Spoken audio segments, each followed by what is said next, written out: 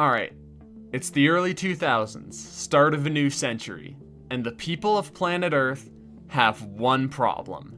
There are no good ways to experience our favorite movies in the form of video games. What are you gonna play, Star Wars Episode 1, Obi-Wan's Adventures? You gonna play The Hobbit for PS2? Maybe try Indiana Jones and Revenge of the Ancients, which IGN called not as clever as the Zork series. What I'm saying is you were pretty much screwed for options. Protests in the streets. Give us playable versions of our favorite movie franchises in a charming and creative style while not compromising gameplay. World governments are out of ideas. What if we bring back Zork, says the British Prime Minister. Bang! Hole straight through his torso. US President drops his flintlock pistol. You big idiot. We're not as clever as the Zork series. Boom.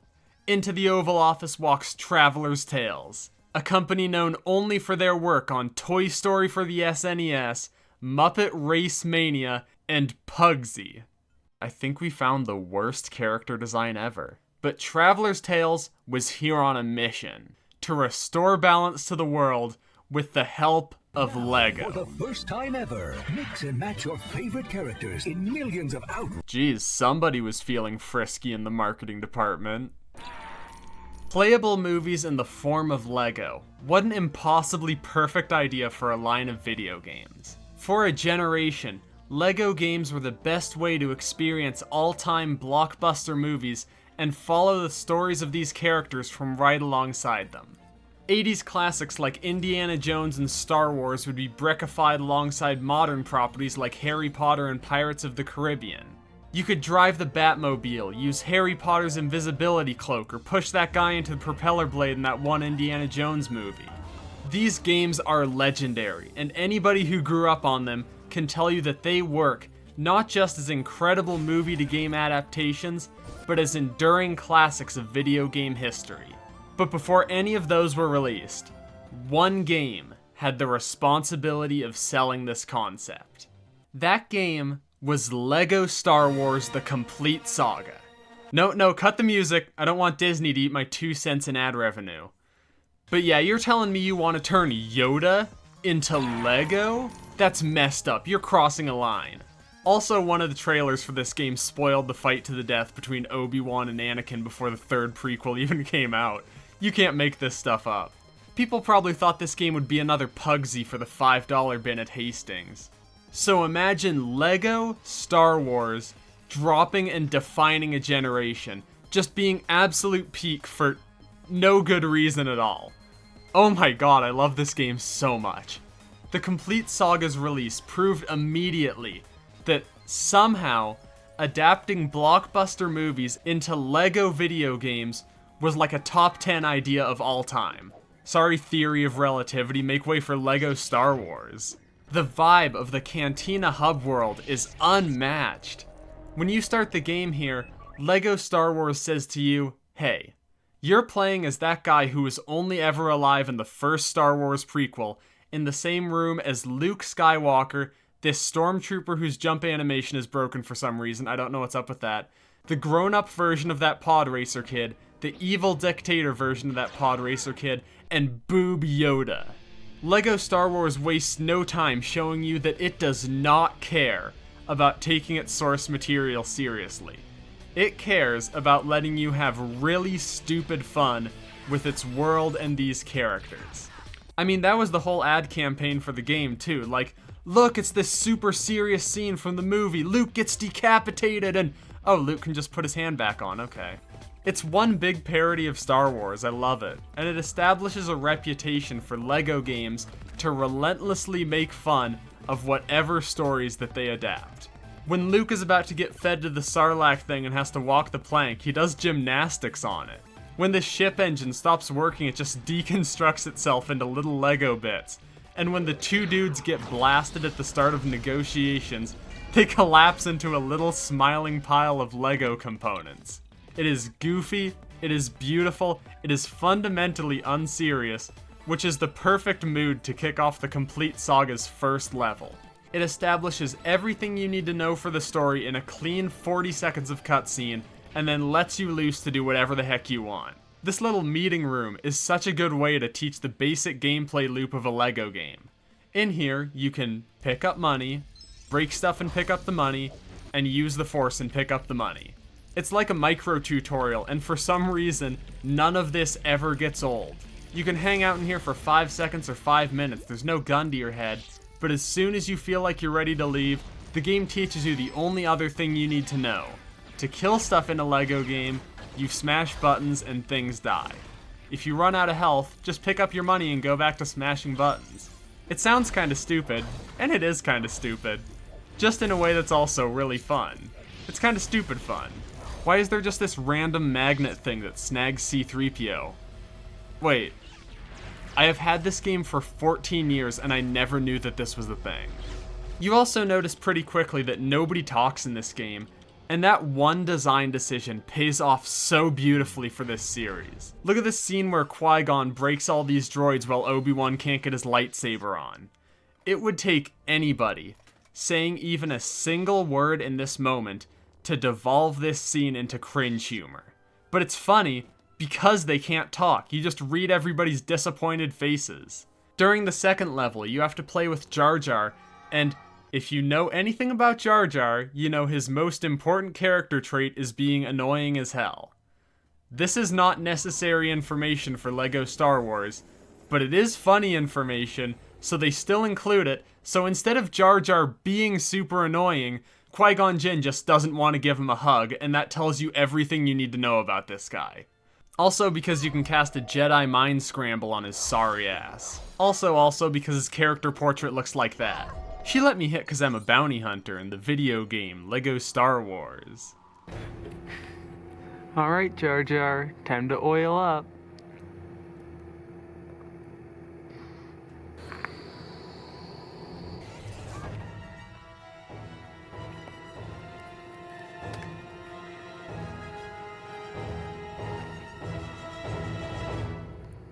God, LEGO Star Wars just makes me giggly, like, all the time. I feel like a jovial woodland creature when I play it. There's all these little secrets everywhere, not just the normal collectibles that you need to 100% the game, like the iconic mini-kits and red bricks that basically let you unlock cheat codes. No, there's like all these little weird details, like why are these here? If you get the power-up on the start of Retake Thneed Palace, there are these blue coins that are literally not visible on screen and only reachable with the range boost from the power-up. If you run over a spinny droid guy with a car, they get like flattened. I didn't know that. Some characters, when they're getting shot at, can dodge bullets. Everyone has these different weapon deployment animations. The Complete Saga has so many fun little details. Why did they put so much care into this? Like, damn, dial it back, you celebration of human life-ass game. All these endearing little things, the collectibles, the character animations, the secret little areas off to the side, work together with a really solid gameplay loop of solving puzzles, fighting through enemies, and picking up coins to make LEGO Star Wars an endlessly delightful experience. It's a simple and accessible formula, and some people use that to say that LEGO games are just kids' games or that they're too easy, but the Complete Saga proves, for itself and LEGO games going forward, that as long as the game is this funny, this charming, and the people who made it care this much, it's okay if it's a little bit easy. Going forward, LEGO Star Wars sets out that a LEGO video game is first and foremost a parody of its source material. It cares enough to adapt the best parts of that material and leave behind the lame stuff, and respects and understands its source enough to create a LEGO world based around it, while still leaving room to make jokes at its expense. LEGO games also use puzzles both as a reason to include fun animations and gags, and to theme mechanics around features like the Force to give each game a unique gameplay style. And, importantly, LEGO video games do not have dialogue, which gives more opportunities for characters to interact dynamically through their movements and actions. LEGO Indiana Jones and LEGO Batman are undeniable proof that this formula works. Whip, climb, shimmy. The other kind of shimmy? Indiana Jones, you dumbass, I thought you were cool. In these games, you solve the puzzles, you fight the bad guys, and you watch the characters be big dumb goofballs. These games are true to the design principles of the Complete Saga and feel like perfect adaptations, Both LEGO Indiana Jones and LEGO Batman are excellent, adorable games. But they were also made in very tight development cycles, and when it shows, whew. Like how speedrunning these games involves very little actual gameplay and about as much clipping as a 2012 Gmod animation. Both games are classics in their own ways, but they're kind of held together with rubber bands and Gorilla Glue, like if you taught 2nd graders to code and then immediately put them to work on optimization. I think that's how they made Cyberpunk. LEGO Batman's PC port can barely run an entire level without crapping itself. Oh, my PC. And in LEGO Indiana Jones, almost every time you build a bridge or ladder or something, the characters get stuck in it. Look, it's not even my fault, the AI is stuck too. If you can somehow play the old console versions of these games that actually work, you will still really enjoy them. The LEGO charm is there and they're both uniquely excellent games. I really like Indiana Jones's combat, and the different suits Batman wears to solve puzzles are really cool. But I think the best game to work off the Complete Saga's formula is LEGO Harry Potter. This was the first title to really do something new with LEGO games. Instead of just playing through movie scenes, this game has a whole hub world where you can like solve puzzles and explore and torture your enemies by turning them into giant blocks of ice. Basically, you can play the game without ever having to get fully invested in the story, which pretty much solves the biggest problem for any video game about Harry Potter. Harry! You gave a sock to my really messed up slavery allegory, Harry. Now I Fortnite game over you. Default editing software effect, go! Ah! LEGO Harry Potter also feels... LEGO Harry Potter also feels much more like one big puzzle game, and that's a really good fit for this series. Rather than having to beat stuff to progress, generally it's more like zap these bugs, magic these tunnels into place, turn into a rat and use the tunnels to open the door opens, get on the living plunger, run over everyone else because it's funny. It's just a supremely chill time, probably the most chill out of any LEGO game, at least to me. LEGO Harry Potter never asks too much of you, but you're still totally locked in just because of how much fun it is. Like in this level where you're magicked out of the train, you run around breaking stuff and putting it back together until you start to get an idea of how to solve this, but the hard part is realizing that you can jump off the back of this train and kick this guy's ass to get him to piss off. It's not advanced physics or anything, but the game's clever when it wants to be. Another thing I love about LEGO Harry Potter, though, is how needlessly extra it is. Like, all the time. Every time Kid Voldemort jumps, he's doing a vampire pounce. The stakes are so low in this game, but you give a kid a piece of candy and they're like... Somebody always looks like they're about to have a fatal organ failure, and this level has a jukebox that just plays jams the whole time you're solving puzzles. Look at these skeleton guys. Why are there living skeletons just locked up inside the entrance to this dorm room? They obviously had so much fun making this game, and it shows. It is so much fun to play it. I do think Harry Potter is a stupid franchise, though. Oh! Dobby! Did you just kill my boss? These are some of my favorite LEGO games because of how well they parody their source material, their fun and satisfying game mechanics, their goofy little visual flourishes and little twists on fun moments in the movies, all inspired by the formula that LEGO Star Wars set. But as the franchise slowly continued to innovate beyond these classics, they still spat bangers, but the series slowly started to get a little bit weird. Here, let me show you. Bringing it back around to where we started, LEGO Star Wars 3, The Clone Wars, is a sweet-ass game. But for some reason, in the very first level, where they remake the Colosseum fight from the Complete Saga, these big plastic dinosaurs show up? Like, this is a LEGO game, could we not make them out of LEGO? This one has LEGO appendages, that's like halfway there. But then instead of at least beating them by doing normal LEGO stuff, you kind of just smash them into each other until they all die. It's really funny, but like, rather than dig out the weird dinosaur LEGO hybrids, don't you guys have like 500 Star Wars LEGO sets to go off of? Watch out! Okay, no, these guys aren't using the cannons right. This is why nobody knows how to use these things. Here, instead of clicking them in where they only shoot like 3 feet, You kind of just let them hang there in the socket and flick them. See? There's your LEGO lesson of the day. LEGO Clone Wars is really good, and holds up the legacy of the Complete Saga in its own unique way, which is all I could ever ask for. There are some crazy-ass boss battles, they've got good puzzles, but I do think there's a few places where they slacked on the visual style or failed to live up to the charm of the original saga. Mechanically, this game is nearly perfect, but a lot of the characters look weird. Count Dooku especially looks like a vanilla ice cream cone with male pattern baldness. What cranking it to boob Yoda does to a Sith Lord. I remember as a kid, I thought LEGO Pirates of the Caribbean was like totally okay. Now my tastes are more distinguished. I beat chop goblins, so I see things from a more refined perspective, and I can say that yeah, this game is totally okay. I think it's just got weaker vibes than a lot of the other LEGO games. It feels less like a parody and more like a direct adaptation, and every other mechanic in this game like completely excludes a second person from doing anything if you're playing multiplayer. Which like super sucks. LEGO games are the co-op experiences. That is not a good thing to mess up. But again, like other than that, it's fine. Also, I want to mention now, I'm gonna miss a few games so we don't get too redundant here. I'm really sorry if I miss one of your favorite games. I'm sorry that I can't talk about how bad LEGO Indiana Jones 2 sucks. But for both of our sakes, I don't want to add another 20 minutes to this video.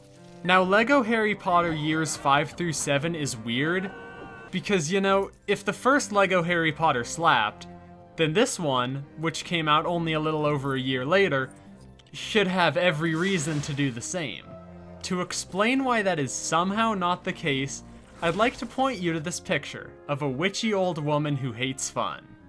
Compared to the first game, this is an almost identical experience with some weaker level design, but the vibes of this game are a huge step down. LEGO Harry Potter, just like the stories it's based on, does its best work when it's fun and whimsical and goofy. But just like the books and movies, the flimsy, questionable logic that forwards the plot instantly falls apart when people are suddenly dying and suffering, and there's these stupid-ass water zombies that are really annoying, and half the game takes place in the British suburbs, and you're asked to take the franchise seriously. That is LEGO Harry Potter years 5 through 7. In the first game, the whole thing was just like screwing around doing puzzles for a really low-stakes plot, which wasn't even a big part of the game. But just like LEGO Pirates of the Caribbean, Harry Potter 5 through 7 is too true to its source material to work as a parody.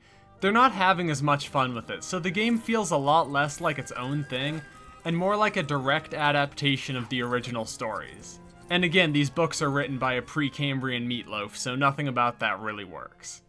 At this point, you might notice that some of these games are struggling a little, not only to maintain their gameplay identity, but also to fully commit to parodying the media they're based on. But it hasn't even gotten bad yet. This happened in 2012, and I know some people are still hearing about this for the first time. As of LEGO Batman 2 DC Superheroes, the LEGO characters can now talk. And it sucks. At least in this game, they sorta try to do it as little as possible. It's still a good game, but it doesn't feel right. It's kinda antithetical to LEGO. Remember when LEGO Obi-Wan had lightsaber erectile dysfunction and how that was only funny because nobody could talk? Yeah, it's kind of a hit to the charm of these games, and for LEGO Batman 2, it sometimes makes it feel like they turned a Batman game into LEGO, not that they made a LEGO game about Batman. LEGO Lord of the Rings, which I love to death, this game is effing awesome, is kind of the only LEGO game that really makes the characters talking work. Even here, I would rather have had them pantomime what they mean instead of speaking, but it is kind of necessary to make this story make any sense. In the war, and in the darkness, find them. Plus, they cranked everything else up to 200 to compensate for it. I really love the implementation of open world collectibles. Getting True Adventurer or finishing mini-kits gives you mithril bricks, which can be used both for cosmetics and to equip characters with certain puzzle solving items so you don't have to switch people as often. The game has beautiful visuals, ambitious level designs, some really cute mechanics, and the gameplay flows really well from one location to another. The only slight I have against it is that, like LEGO Batman 2, sometimes LEGO Lord of the Rings doesn't feel as much like a LEGO game as it does a visual LEGO overlay on top of a Lord of the Rings game.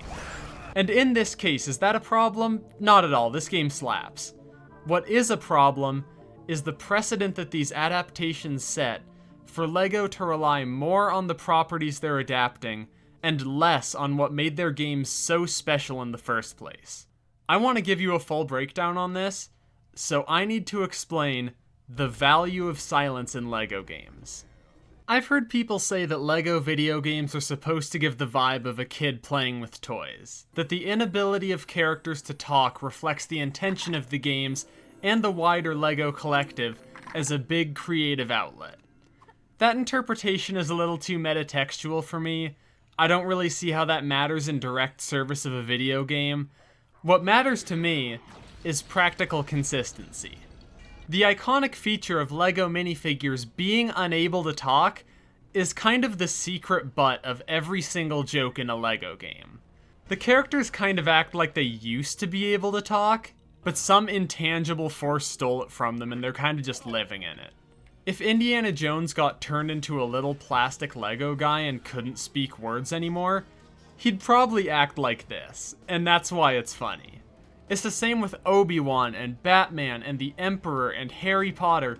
They express their personalities physically through their movements and expressions and actions, and that gives the games not only an enticing visual style, but also their own unique sort of storytelling and their iconic sense of humor. Now, tell me what's funny about this. I'm bringing the party to you.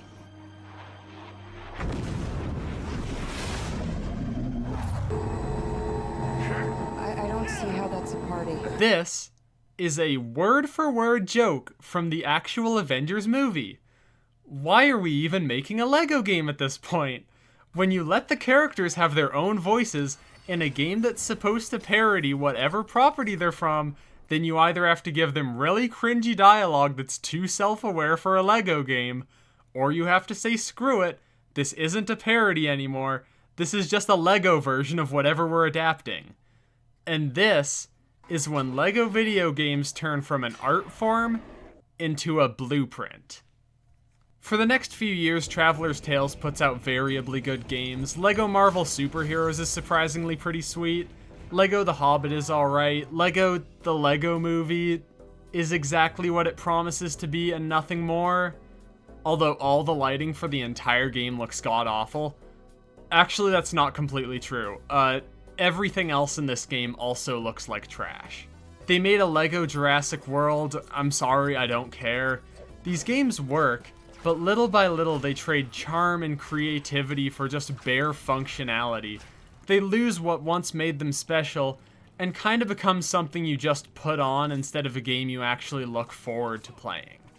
Then I played LEGO Marvel's Avengers, and I knew we were never getting another good LEGO game again.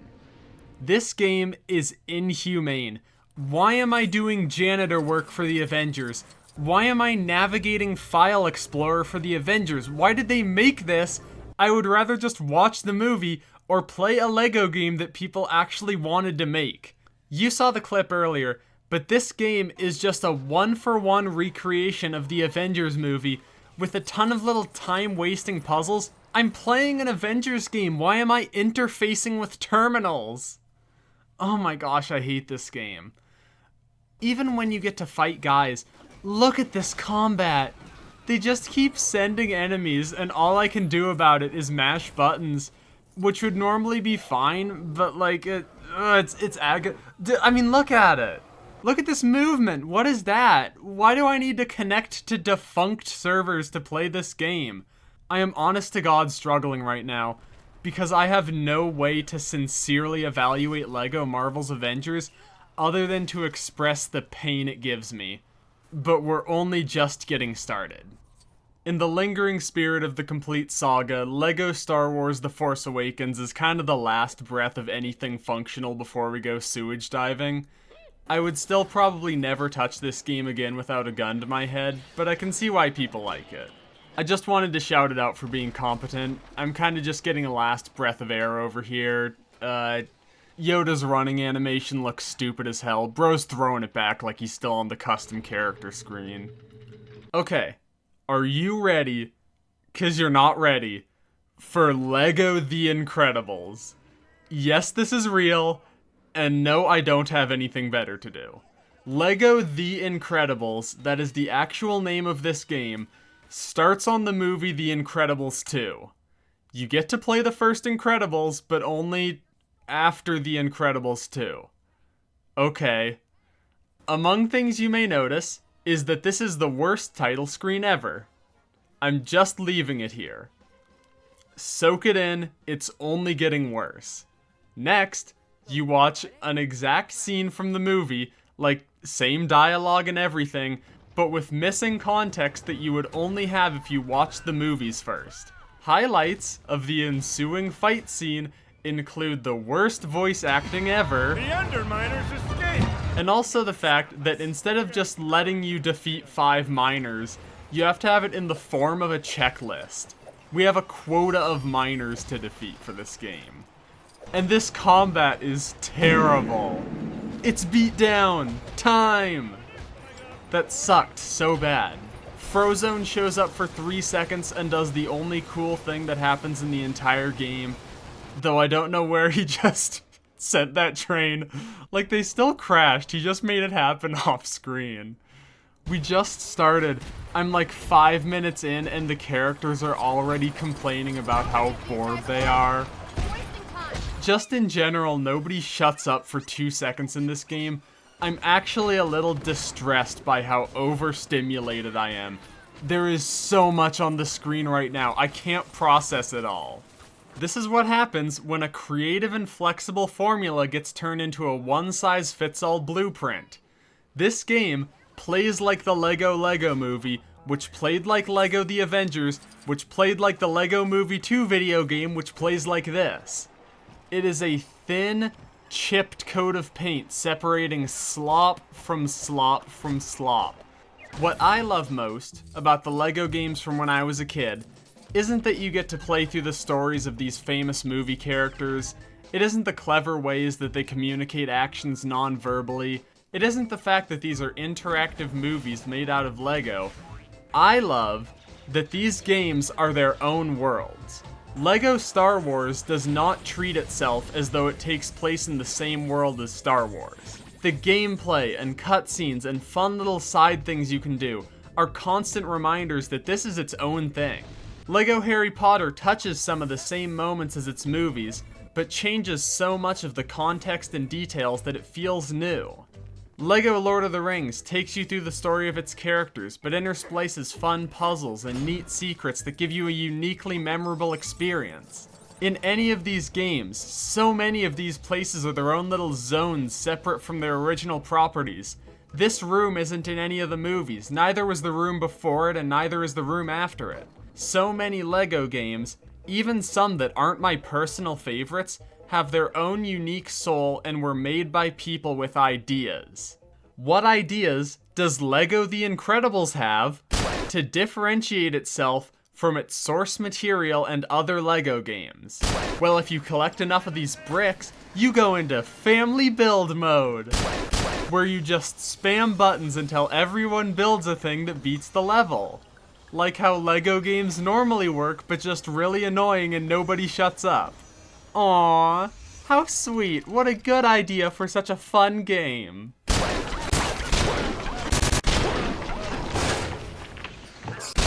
Oh wait. Or what about how, in between levels, the hub world for this game is Grand Theft Auto. You need to see this. So, Mr. Uncanny gets in his car. Cool. This is not how Lego vehicles are supposed to handle. Oh, there's a jump. Oh, that was the worst jump ever. Oh, and I land behind these fences that are not Lego, so I can't break through them. My car just completely stops. I can't break the corn either, because that would have been fun. Oh, good. And then I get completely halted by a 2-inch tall rock. Oh, even better, I'm stuck now. Between 2 rocks. And my car spontaneously combusted. Okay. So now the Incredicar is gone, and I can't rebuild it, and it doesn't respawn, can... Oh my god, I can just steal this lady's car. Okay. At least this is kind of funny when you're running people over. That's not really a compliment though, that's just inherently funny. Like in video games, you know what I mean. I can go on. The levels of this game only get worse and more repetitive. The open world is just an excuse to jam little time-wasting filler quests that are just agonizing to complete. It is an intense challenge to imagine a LEGO video game being worse than this. And yet, I think such a thing exists. By now, a few of you might think I've been appropriately hard on these games, or maybe not hard enough. And I like the way you think. But a lot more people probably feel like I'm going overboard on LEGO. These are like majority kids games, and maybe occasionally for older people who are pretty down for whatever in the time they can find to relax and play any video game. I have a tendency to be critical about things I really care about. I want to see them succeed. I want to see them share the happiness they've given me.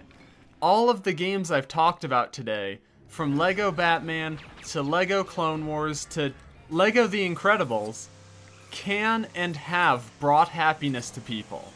And no matter how much I do or don't like the game, that is a good thing.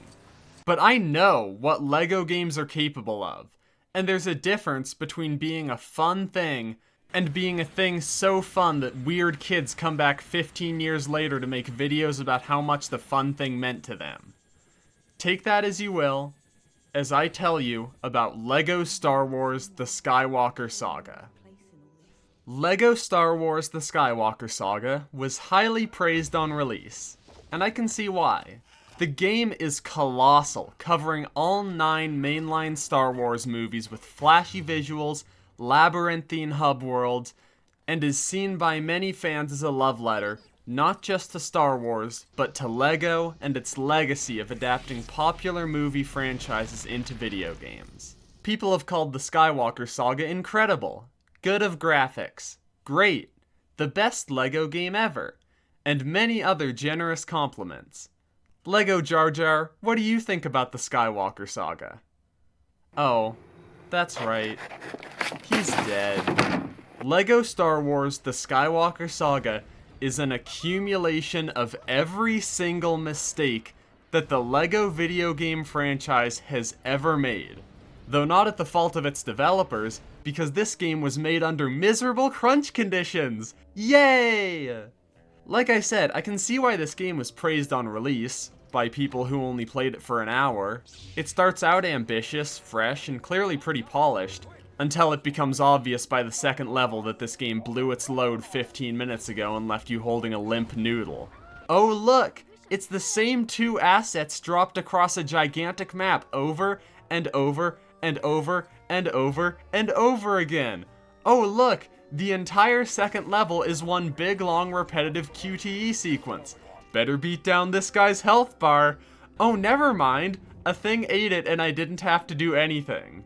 Oh, hey, we're just doing the exact same thing again. Cool. And the health bar was completely needless again, too. That's one hungry fish.